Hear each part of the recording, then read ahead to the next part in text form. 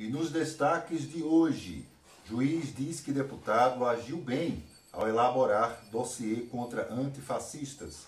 Brasil é um dos países que menos sofreu com a pandemia, segundo Jair Bolsonaro. E Brasil perde 4.600.000 eleitores em 4 anos, com queda puxada pelos mais ricos. Você confere hoje no programa 2 Pontos. Olá, como vão todos? Está começando agora o programa 2 Pontos aqui pela Repórter Nordeste TV, iniciativa do portal repórternordeste.com.br. Aqui do meu lado, a cientista social e escritora Ana Cláudia Laurindo, e vamos conversar um pouco a respeito dos principais destaques que circulam pelas redes sociais, como, por exemplo, a decisão inusitada de um juiz de São Paulo que não acolheu a um pedido de ação contra danos morais movida por um estudante que teve o seu nome citado num dossiê elaborado pelo deputado estadual Douglas Garcia, do PTB de São Paulo, aquele deputado que elaborou aquele dossiê, Ana Cláudia, com 1.000 nomes considerados antifascistas, ou seja, associando provavelmente a práticas de terrorismo. O juiz Aloísio Moreira Bueno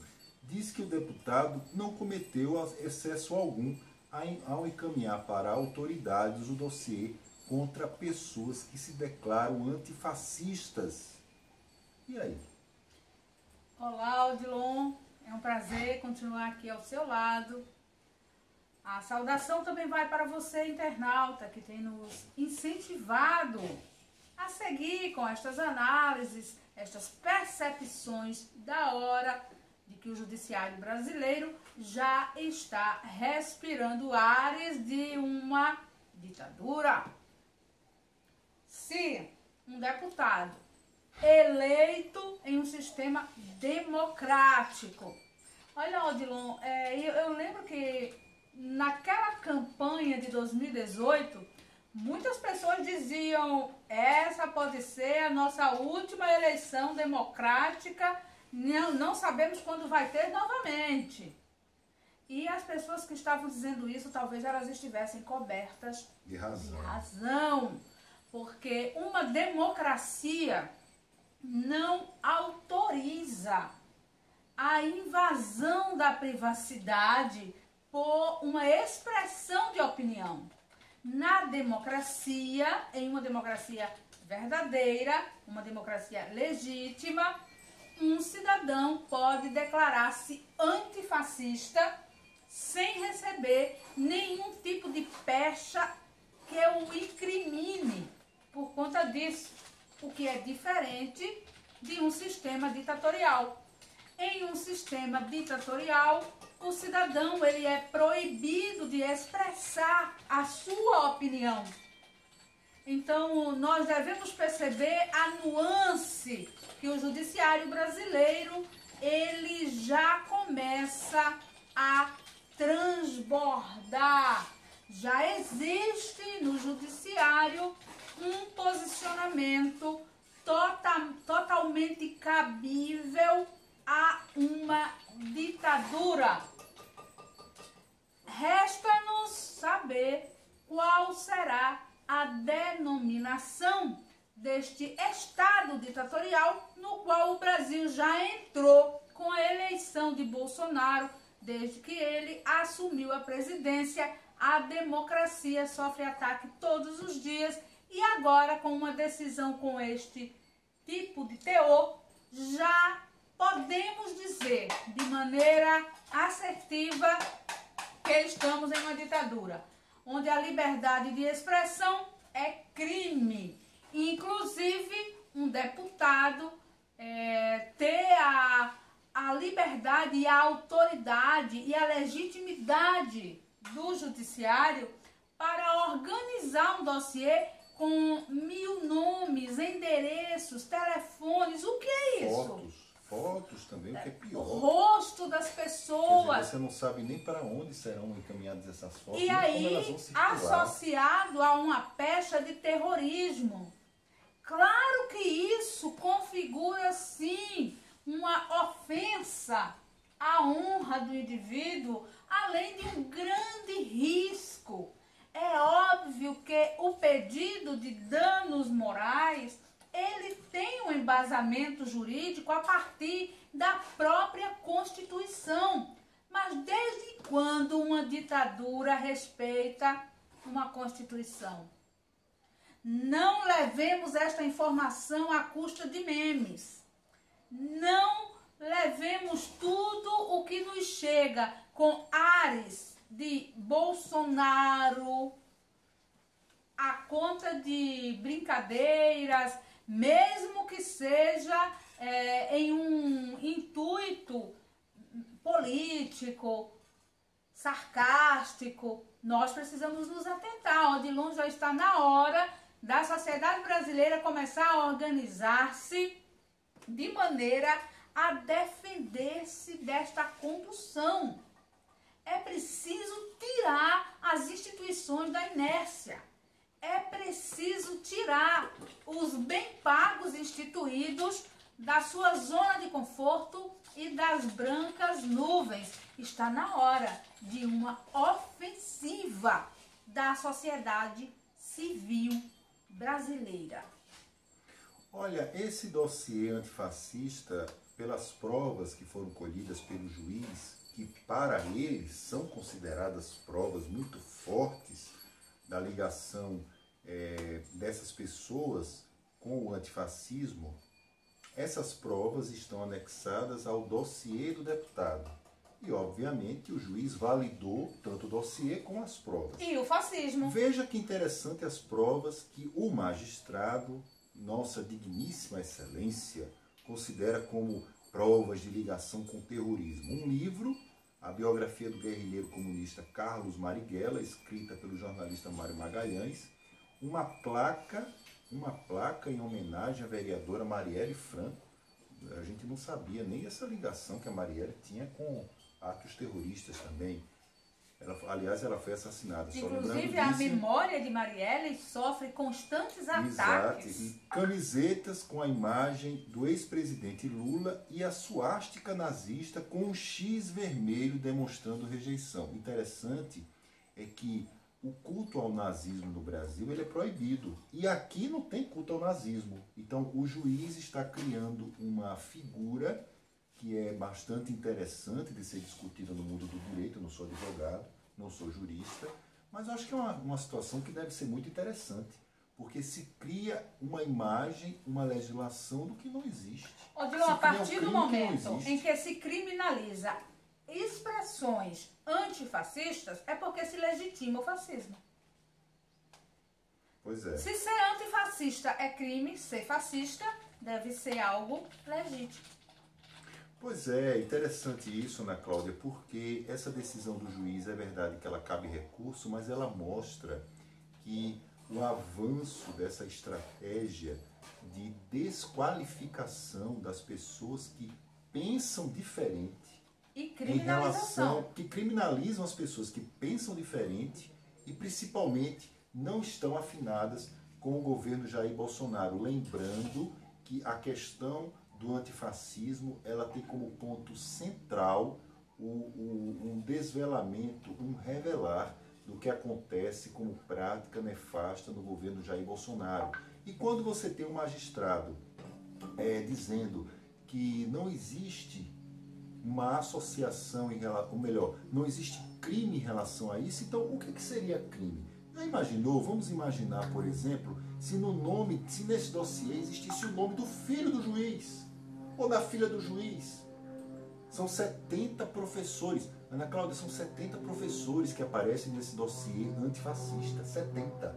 Isso não é pouco, é muito. Você tem 2 jornalistas que aparecem citados nesse dossiê. São pessoas em que qualquer tipo de atentado que acontecer contra a vida delas, já que nós estamos vivendo essa cultura exacerbada do ódio constante, isso pode atingir a vida dessas pessoas. Mas, segundo o juiz disse lá em São Paulo, o nome do juiz Aloysio Moreira Bueno, isso não é problema, porque o problema maior é que o deputado tem o direito, já que ele tem a imunidade parlamentar, de exercer essa atividade que ele está exercendo. E o juiz ainda coloca como se estivesse ironizando ou tirando chacota mesmo do estudante que moveu a ação contra o parlamentar, dizendo assim: o que se quer é silenciar a crítica. Olha só, Odilon, tem um detalhe que é bem importante, porque ele é sutil, mas ele tem muito peso. Lembra da Escola Sem Partido?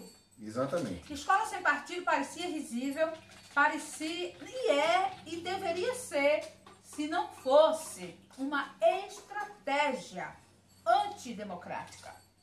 Mas Escola Sem Partido parecia apenas uma coisa de lunático que queria proibir professor de ensinar, de dar aula. Mas não era de qualquer aula. O foco eram as aulas que trabalhassem o senso crítico.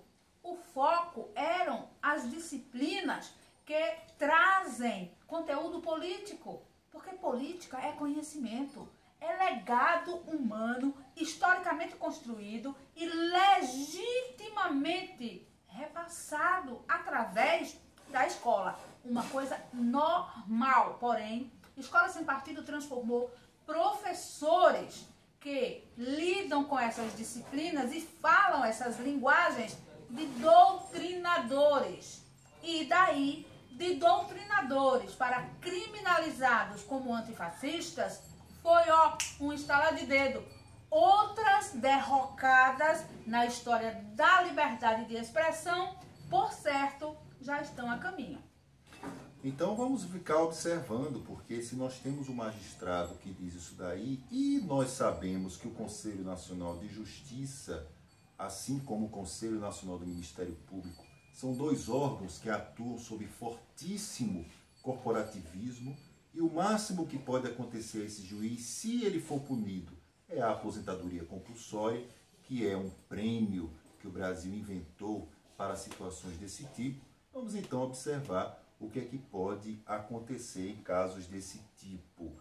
Olha, o Brasil é um dos países que menos sofreu com a pandemia, diz Bolsonaro na Bahia. Declaração dele, Ana Cláudia: estamos praticamente vencendo a pandemia, o governo fez tudo para que os efeitos negativos fossem minimizados, quer seja com auxílio emergencial, que atingiu 65 milhões de pessoas no Brasil, ou com estímulos a micro e pequenas empresas. O Brasil de Bolsonaro é um conto de fadas. Não, é um conto de terror. O Brasil de Bolsonaro é um fundo de poço. Esta frase de Bolsonaro deveria valer-lhe o impeachment imediatamente. Nós estamos com 130 mil mortes por coronavírus. Nós estamos com microempreendedores sem nenhum tipo de suporte por parte das políticas de Paulo Guedes. Nós estamos com os governadores e prefeitos lidando com a quebra da economia de maneira a penalizar, como sempre, os mais vulneráveis. Nós estamos no caos. Não é o inferno de Dante, é o inferno de Bolsonaro, que está dividido, partilhado com cada casa, com cada cidadão brasileiro. Essa frase é uma das mais amorais entre todas as outras frases imorais que Bolsonaro já teve o desprazer de fazer o brasileiro ouvir, contemplar, engolir em seco. E Bolsonaro faz isso porque ele sabe que completa quase 60 pedidos de impeachment em pouco tempo, e é o órgão responsável por dar essa resposta vai continuar guardando embaixo do traseiro, porque é tudo rabo preso. É uma situação de conchavo, de negociata. Ele está livre para cometer crime de lesa pátria. Este é um crime de lesa pátria, é mais um. Nós estamos com o país em chamas, estamos perdendo fauna, flora, povos originários, estamos vendo o genocídio do trabalhador, o genocídio do indivíduo que mora na comunidade, o genocídio negro, o genocídio operário. Nós estamos vivendo a incerteza do amanhã, o alimento escapando do poder de compra do brasileiro, as UTIs voltando a ficar lotadas por conta das aglomerações, por conta da indisciplina do comportamento do brasileiro, estimulada por Bolsonaro, e o disparate de receber este tipo de frase é para indignar quem ainda tem essa capacidade. Olha, gente, é impressionante quando nós observamos, aliás, essas declarações do presidente Jair Bolsonaro, porque é uma tentativa agora, até uma tentativa descarada, aliás, extremamente descarada, de invisibilizar os mortos da pandemia.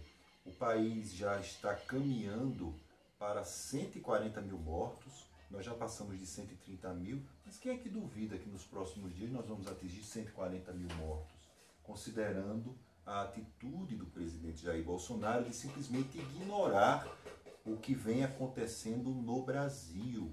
Além disso, você tem também a posição do presidente de incentivar as pessoas a não tomarem a vacina, uma situação ainda mais grave. Porém, o mais grave de tudo isso,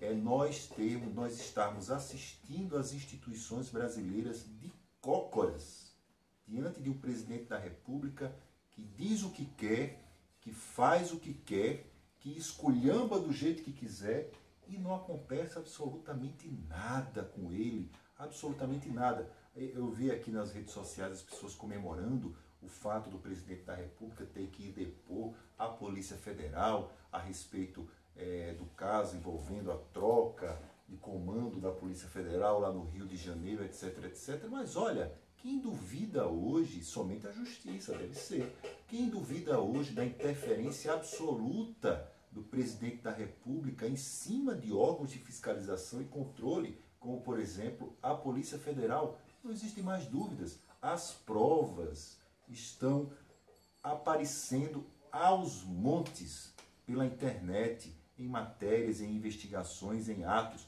Veja, por exemplo, a revista Piauí, Ana Cláudia, publicou algumas semanas atrás o plano do presidente para fechar o Supremo Tribunal Federal. E qual foi a posição das autoridades? O silêncio. Como se o que tivesse sido publicado pela revista não tivesse valor, como se fosse uma fake news, ou como se fosse um sonho de uma noite de verão, um arroubo que o presidente da República teve e agora ele está bonzinho porque resolveu assumir a pecha do Bolsonaro, paz e amor. É uma situação grave que nós vivemos no Brasil. Os poderes brasileiros, Supremo Tribunal Federal, nós temos setores da Procuradoria-Geral da República absolutamente omissos, repito, de cócoras, diante de um presidente da República que faz o que quer, que diz o que quer, que rasga a Constituição. Veja-se, por exemplo, que nós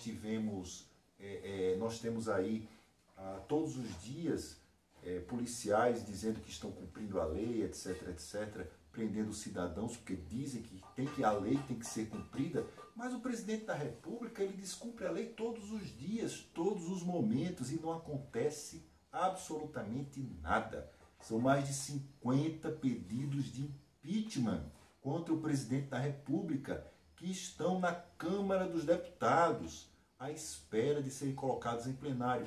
E não acontece nada. O Supremo Tribunal Federal, o presidente, que agora não é mais presidente, Dias Toffoli, antes de sair, ele disse que não via crimes na era Bolsonaro. Como não vê crimes? E o genocídio de índios denunciado para o Tribunal Internacional.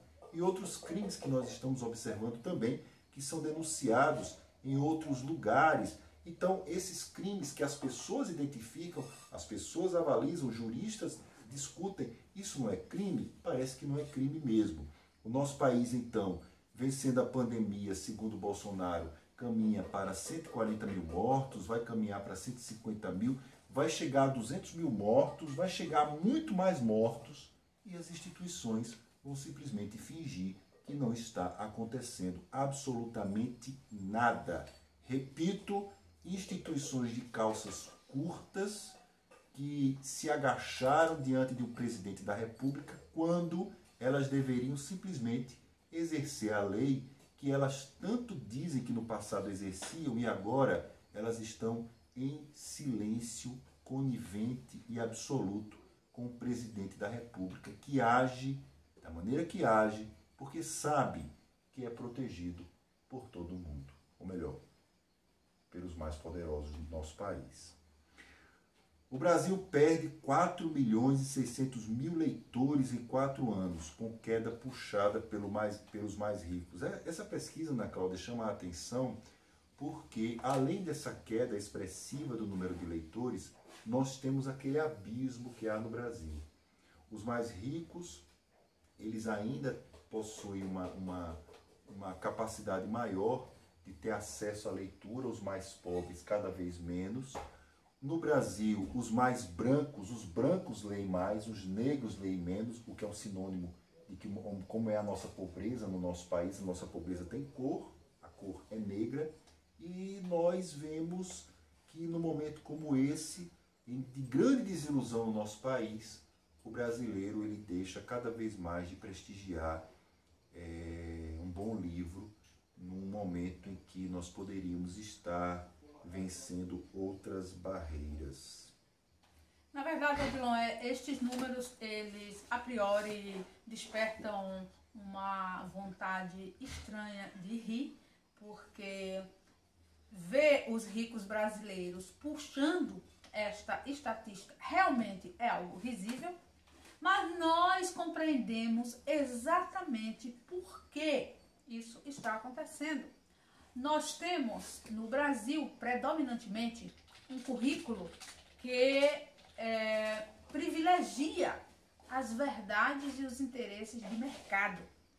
Isso significa que mesmo a camada mais rica tendo acesso a uma educação dita de qualidade, eles bebem em uma fonte de conteúdo que não necessariamente impulsiona o desenvolvimento cognitivo, a interpretação de texto, a capacidade de leitura no nível de desenvolvimento que ela merece e precisa ser alçada. É como aquele tipo de estudante que aprende a lidar com metodologia e escreve um trabalho metodologicamente impecável de um conteúdo deficitário. Mais ou menos por aí. Então, os filhos dos ricos, dos mais ricos, eles têm acesso às melhores escolas, eles desenvolvem aptidões para a tecnologia, para as respostas das provas colocadas como seletivas de acessos, mas não se percebem enquanto integralidade humana, enquanto cidadãos, enquanto indivíduos biocósmicos. Eles apenas respondem perguntas, mas não problematizam. Então, um indivíduo preparado para este timbre existencial, ele tende a desprezar livros, porque os saberes que a leitura ela traz, ela significa e ressignifica contextos de vida para além, muito além dos processos seletivos, ou até mesmo do aparato tecnológico. Deste modo, nós olhamos para a sociedade de ricos brasileiros e vemos como se bastam com o poder de consumo, com fazer compras em Nova York, com exibir as grifes, disputar as páginas das socialites, e a vida ela é esvaziada de sentido maior. A literatura ela tem o papel de acentuar este maior sentido, este significado histórico, existencial, esta capacidade humana de abstração, de viagem, de reconfigurações através do mundo imaginativo, sempre acentuando a capacidade de interpretar, de reelaborar relações na concretude. Tais indivíduos extremamente consumistas, perdidos em um materialismo vazio, deu no que deu. Nós temos um país que tem juízes analfabetos funcionais, analfabetos políticos, analfabetos históricos, mas juízes, mas filhos das classes abastadas. Nós temos médicos antivacinais, analfabetos da ciência, médicos, mas analfabetos científicos.